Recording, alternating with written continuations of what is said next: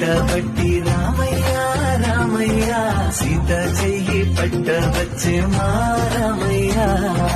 పెద్దలు వేసిన అక్షతలు, దేవుడు పంపిన దీవెనలు, ఇవిలో కుదిరిన దంపతులు ఈ చోట కలిశారు ఈ మట్టికి. ఆటలు పాటలు వేడుకలు, మాటకు మాటలు అల్లరులు, తీయని గుర్తుల కానుకలు వెన్నంటి ఉంటాయి వెయ్యేళ్ళకి.